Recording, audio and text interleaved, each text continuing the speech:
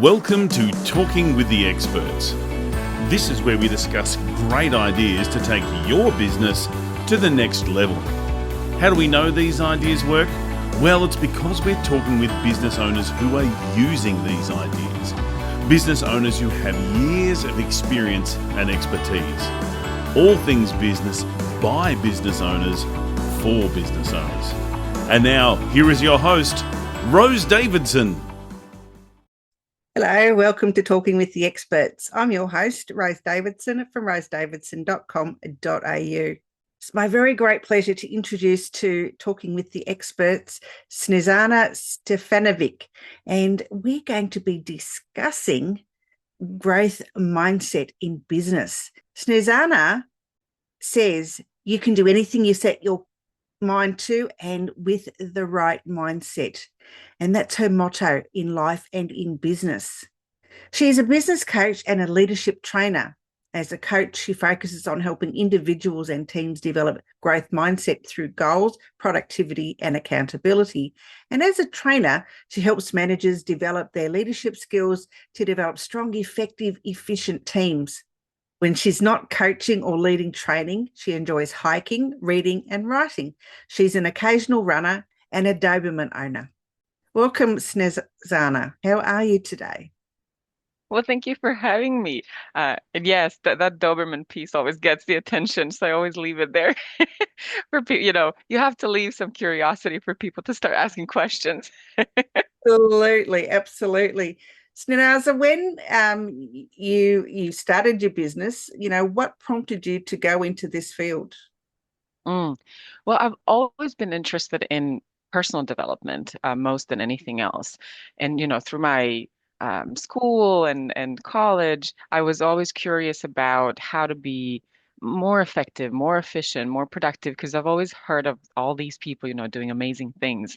And I was always curious, well, what is it about their days or what is it about them when they can make it all happen? And so as I started my professional journey, I started by education. I'm a teacher, so I'm a teacher of English language.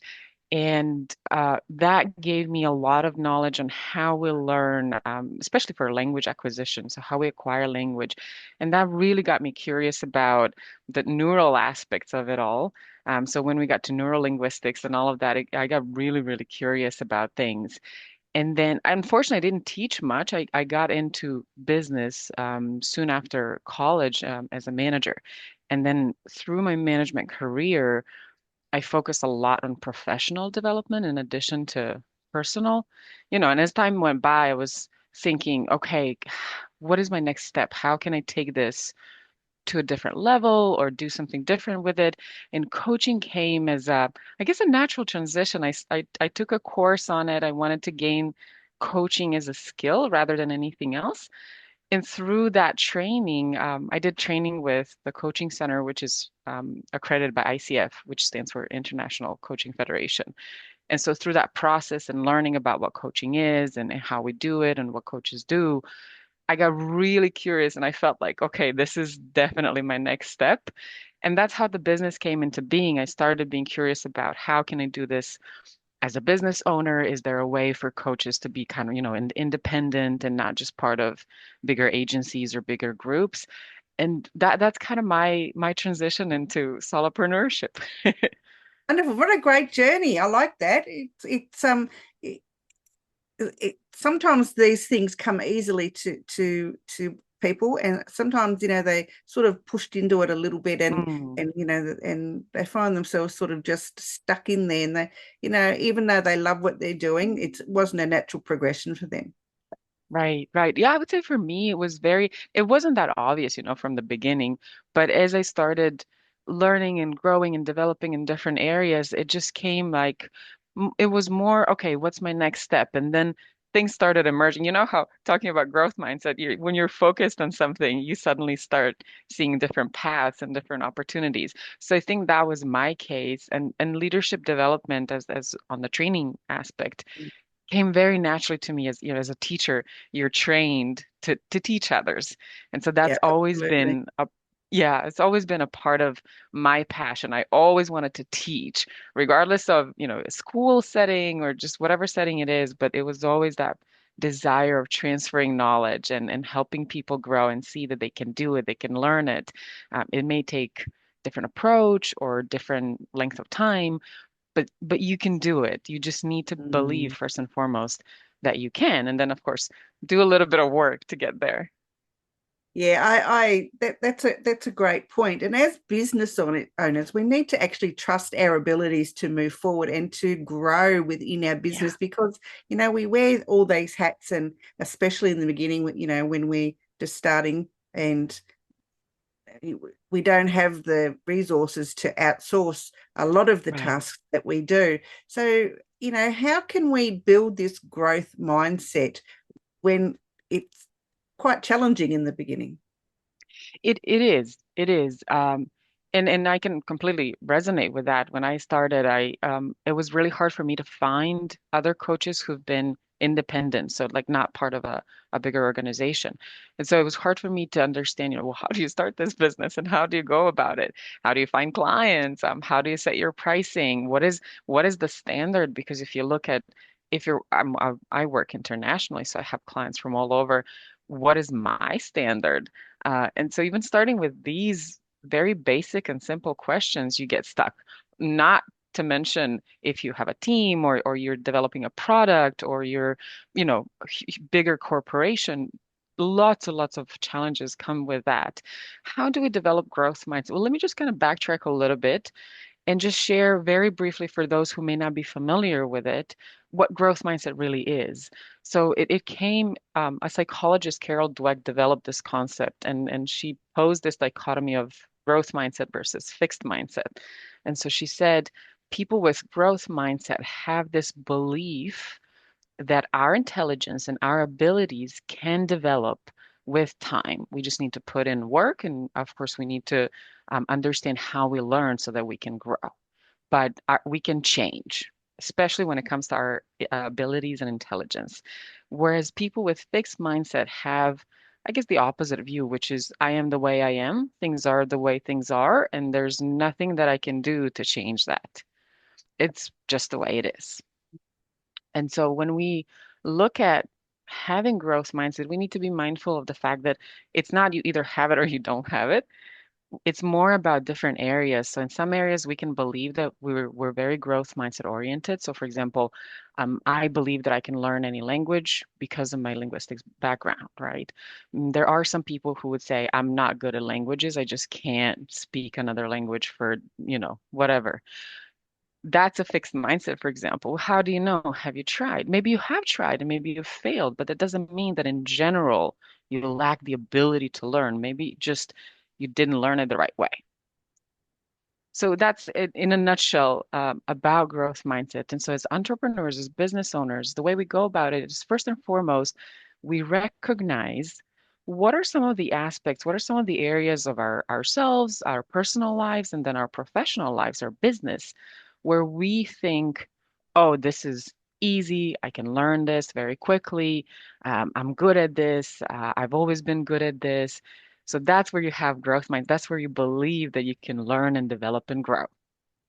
But then I'm certain there are areas where you would be like, I can't do that. It's not for me. For example, I have a couple of clients who absolutely believe they're not good with money. And so we're working on changing that. So that's the start. The start is recognizing and being aware where you believe that you can do things, that you can grow, you can learn, you can develop, and what are some of the areas where you feel like no matter what I do, nothing will change. And so the places where you do believe you can grow, you focus on those and push through, of course, because you have that faith already that you can do it. And then from time to time, you want to pay attention to those places where you feel like that it's the way it is. Why? Because it's limiting us, especially as you said, in the beginning, we wear so many hats. There's so many things that we need to do before we're able to hire help. And so, for example, for a very long time, I believed I wasn't good in sales. And, as a coach, I have to sell myself. There's no other way to go about it. So with my belief that, yeah, but because I realized that in my mind, selling was, the stereotypical car salesman, right? Yeah. And I never wanted to be this pushy person, especially for coaching, because coaching is supposed to be about your growth. I'm not supposed to push you into working with me. But then when I noticed that that's kind of an impediment on my end because I'm blocking myself from growth, then I started looking at it from a different perspective. So I started asking questions like, well, why do I believe that? Have I done it before and it didn't work? Or have I tried it at all? If it didn't work, why did it not work? And so I started really exploring that aspect. And then I realized first that that was the picture that I created for myself, and I didn't want that. Once I redefined and I said, look, selling is really you telling people who you are, what you do, and why that's good for them. But it's up to them to decide whether they want to go about it or not. And with that, I think that's where my growth started. That's where that belief started changing. And so from there, I started setting small steps on how I can go about it. I started thinking, okay, if I'm going to have a sales call, what would that look like? And then eventually I came to a point where it was really mostly me asking people questions rather than them asking questions, getting things from me. But then I realized, that's the way I can learn about my potential client and I can see whether we'd be a good fit. And of course, answer their questions. But it really ended up being kind of like a mini coaching session where they get to see what it feels like. And that was my sales approach. But, so just giving an example to see how, and we can all take it from the things where we believe we need to do something and change in our business or as a business owner and go from there. So, long story short, the first step is acknowledge, recognize, and then the next step is see where and what you want to change and in an ideal case scenario, what that would look like. And then start really questioning yourself about your previous experiences. If there were some, how did it go? If it was a negative experience, why? What has changed? Because maybe, you tried this 10 years ago and you're a completely different person now. So it may be completely different. And then there's that powerful word that's very connected to growth mindset that's yet. So I'm not there yet. I don't know this yet. I'm not good at selling yet. Or I can't grow my business to, I don't know, six figures yet. But that yet, what it does is it tells us it's not definite. It's not finite. It means that right now, in this moment, you don't have the ability. Not that you will never, ever acquire it. So I'm going to stop talking here and give you, how does this It's sound to you? it's fascinating, Snina. It's really fascinating, and I really love your take on the growth mindset, and I love the word yet because you're right, it doesn't mean that it's the final step. It's just that you haven't learnt something and that you will be, using your brain, using your mind, using the skills that you already possess, your abilities to move on Mm, to the next step or to the next right. stage in your growth. And so I totally understand everything that you said, and I, really appreciate your take on it because it's one of the best explanations I've had on this Oh, thank you. podcast about growth mindset. So thank you so much for sharing that. Now I wanted to ask you about, as business owners, how do we, and I know you've explained a little bit about it, but how do we actually develop this growth mindset to make sure that, we are going from the beginning and we just keep on growing and growing and growing our business? hmm There are two, in my personal opinion, two core skills that are connected to growth mindset. One is resilience, and the other one is a desire to learn or the ability to learn. So I always say, if there's one thing you can trust when it comes to yourself is trust your ability to learn. We're all capable of learning. And if you don't believe it, just go back to when you were a baby and you started talking, walking, eating, all of these things have been learned through time. So if you don't trust that ability, just remember how you came to be who you are right now. But these are the two main skills that I would focus on. Resilience, meaning your response to setbacks. So your adaptability to respond and change and be flexible when things are not going your way or when challenges come or when you're in an uncertain situation. So usually, we get that kind of fight or flight mode or paralyze. But resilience is okay. Something challenging is happening or an unexpected situation came up. My response to that can be, I don't know what to do, and I just freeze. I'm not good to run a business, and I walk away. Or it can be, okay, what am I learning from this? What is this situation telling me? What are some of my previous experiences, skills, knowledge that I can use to navigate this situation? What do I need to change about myself, maybe my business? So that developing resilience, it takes time. It's not something that you acquire over time, overnight, but it's one step at a time, meaning maybe today your response to challenge is you just take a day off and you walk away because that's the only thing you know how to do. Okay. Again, acknowledge it. Be aware of how you respond to situations right now. And then the first step is asking yourself, why do I react this way? What is it about these triggers that make me react a certain way?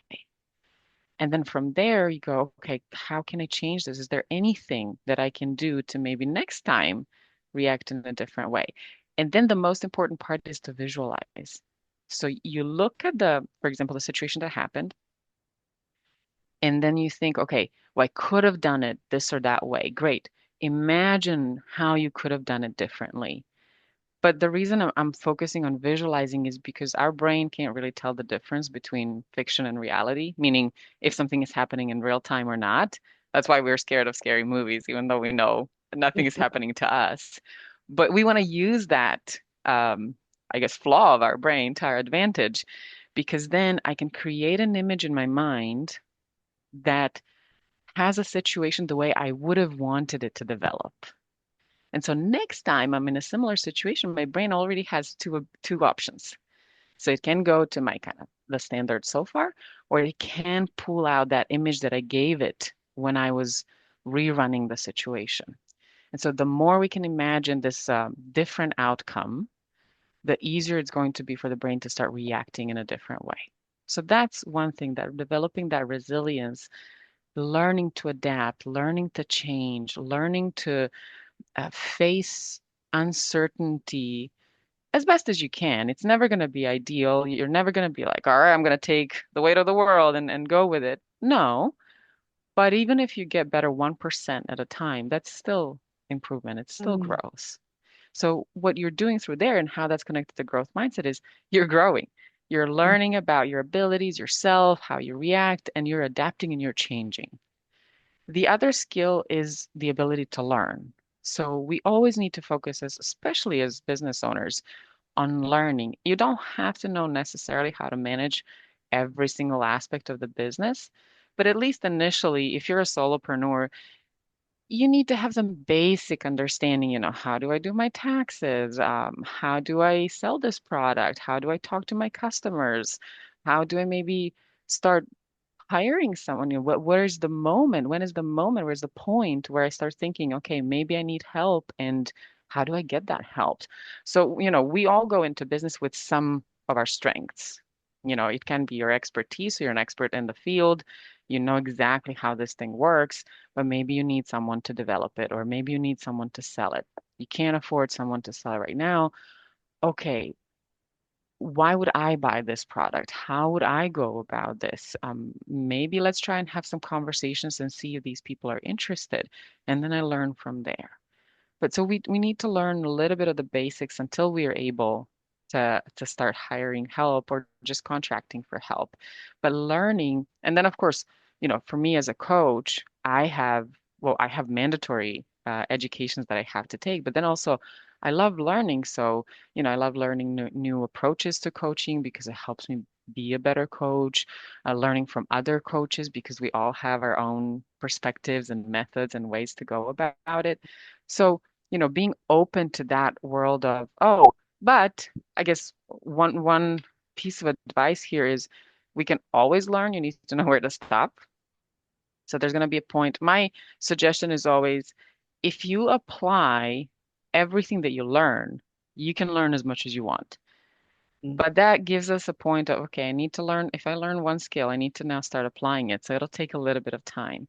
So that way we kind of stop ourselves from overwhelming ourselves with all new courses, skills, everything we need to know, and we take it one step at a time.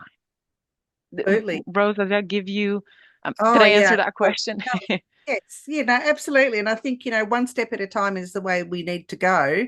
And you're quite right. You learn one skill, you put that into practice, then you go and learn another skill Yeah, and put that into practice. And then by the end of, the training course or the whatever it is program that you're undertaking, you've learned a whole bunch of them, and you've come out on top really because you've been able to put those skills that you've learned into practice, yeah, and it's yeah. got to make your business better, surely. Oh, absolutely. One thing that you also notice with that is that one skill that you learn may pull some other things along the way that you didn't even think about. So you're absolutely, it's not, one. It's not you acquire one skill, you move one step. Usually it's you acquire one skill, you start applying it a couple of steps, you climb a couple of steps. So growth is not one. It's not never parallel and equal. It's always, we learn one thing and then it gives us abundance of things and then we learn another thing and again it becomes that. And I would add reflection is really important for us as business owners. We're so focused, of course, on getting the business going, getting the business growing, which is natural. You want to make sure you're stable financially, mentally, emotionally to be able to move forward. But reflecting on our experiences, on our growth is really important because it gives us an idea of how far we've gone or how much we've changed. And even if you look back a year from today, I'm sure that everybody listening to us today can see even tiny changes, if not bigger ones. Yeah, and I can, totally agree with that in the way that when I first started podcasting 4.5 years ago, my interview skills were terrible. And, I mean, I still and a lot, but that's just the way I speak. So, I mean, even if it's natural, when I'm talking to family and friends, I still and But the point being is I know that my interview skills in the time that I've been podcasting have improved over time. It's not a skill that I was comfortable that came naturally to me. So it's something that I've had to learn. And 4.5 years of podcasting is put me in a place where I'm comfortable now interviewing people and having discussions with them. And in 4.5 years I've learned so much from so many different people because they're Absolutely. sharing their skills, their knowledge with me, and I'm almost a walking textbook now. Yeah. Oh, I can imagine that having talked to so many people from different fields, different industries. I also wanted to add probably your listening and conversational skills have changed too, Yes, because you've learned how to ask better questions. And of course, you get more comfortable with this setting. So it's a huge benefit. absolutely. Even if I can't get the name right, I still can get the topic right. Here's a fun fact for you. My name means Snow White, like the name of the princess. Lovely, thank you. Yeah, So if usually you people want to remember it find by that. Snezana on any of the social platforms, you can find her on LinkedIn. And I will Hmm. share these in the show notes. You can find her in snowation.com. And she's offering some one-on-one coaching. So tell me a little bit about what people can expect from you. Mhm. Yeah, so if you're interested in one-on-one coaching, um, it depends on what your needs are. Right now, I'm currently mostly working with business owners, decision makers, managers who want to improve in one aspect, whatever that aspect is. Not only one, but like in some aspect of their growth. So it can be you're a business owner and you're stuck and you're not sure where to take your business next. So that's what we can talk about. I can help you, review the goals, remember that long-term vision, see what's limiting you from moving forward. It can be a belief, it can be maybe a situation, but so that's something we can work on. If you're just starting your business, then we can talk about, okay, why are you so passionate about the thing that you want to start? Do you have anything ready? How to go about it? So it's really what you're getting is some kind of a support, a listening ear, but also like a questioner that comes along the way. So I ask a lot of questions. If you're a manager who's trying to develop your team or grow in your leadership role, then we talk about again, what are some of your challenges? What do you feel is a thing that holds you back or that holds your team back? And then how do we go about it? So it's a little bit on exploring your personal self, but then I'm very practical as a person, so the coaching is always a little bit practical as well. So we talk about, okay, what are the next steps? How can you put this into practice? What do you need to see? What kind of change do you need to see to be satisfied, to be happy, to feel like that's the progress that I wanted to make? And we work on it along the way. So what you get really, what people mostly appreciate about one-on-one coaching is that you have like an accountability partner. You have someone who's going to ask you questions without any holding back. So I'm pretty direct and very open. Of course, making sure that you're comfortable with how we communicate, but it's a safe space where you can share your concerns, your challenges, and then we work on it together. But the most important thing is that you get value out of it. So you come into coaching with a certain desire or wish to do something, to change something, to grow in a certain way. And then we explore what the best way is, how you would feel most comfortable, and how to move forward from there. That's in a most general way how I would go about it. But what I've received mostly as feedback is that people feel really comfortable sharing when they're in coaching with me, and they feel like they're really getting this motivation to untangle things, to grow, to learn, and they're very supported. Sometimes, all you need is just a sounding board, and a Mm, coach can give you that. Plus, absolutely. we're very impartial because most of the time I don't even know the industries where my clients work. But what that does is it helps me because then I get very curious. And so I really want to learn about who they are, what they do, why that matters.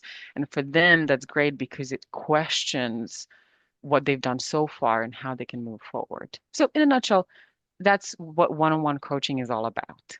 Wonderful. Yep. Sounds really great. And I think anyone who wants to have some coaching on growth mindset, then please reach out to Snezana. That's it. Snezana. That's it. Yep, Got that there right. you go.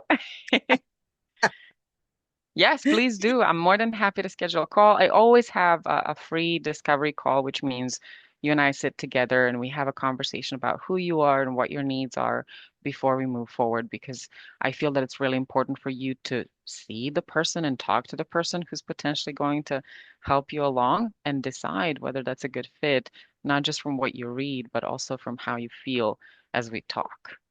Absolutely. No, that's a great point too, that these free discovery calls are always quite important when you're choosing a new coach. Absolutely. You're right. You need to feel the vibe between the two of you to see if it's going to be a good fit or not. Now, Absolutely. Absolutely. Yeah, yeah. sorry, go ahead. Did you have something else you wanted to share with us today? Um, well, there's one thing I want to leave you with, and I kind of brought it up in our conversation, but I really, really want to encourage you to trust your ability to learn and grow. We're by nature beings and creatures who are meant to grow and change. So every time you face a setback, every time it feels like it's the end of the world, this is it, that's it, I'm done, take a breath, take a step back, and then come back to it because um, I truly believe that if you're a business owner, if you're someone passionate about doing something for somebody else, there's a reason for it.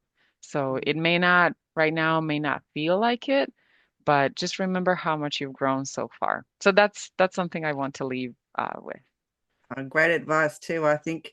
Snezana, it's been an absolute pleasure. I really enjoyed our conversation and learning Thank about you. growth mindset and your take on it. It was, it was really easy to digest and really understandable. And I really enjoyed that. Thank you. Thank you very much. I'm so glad to hear that. It's always good to know. And I try to make things simple because in my education, I've learned if you can't explain it to a 5-year-old, you don't understand it. So I try to be really simple with language sometimes, not because people are not intelligent enough to understand, but because sometimes we just really need, in plain English, what does that mean and how do I go about it? So thank you. I Absolutely. really appreciate that. Well, thank you so much for joining me. I loved our conversation. Thank you for having me. It's been a pleasure. Have a Bye. lovely rest of your day. You too. Bye. Bye. You've been listening to Talking with the Experts, hosted by Rose Davidson. Make sure you have a look at our back catalogue over at talkingwiththeexperts.com and be sure to subscribe to our podcast so you don't miss out on any episode. We look forward to your company next time.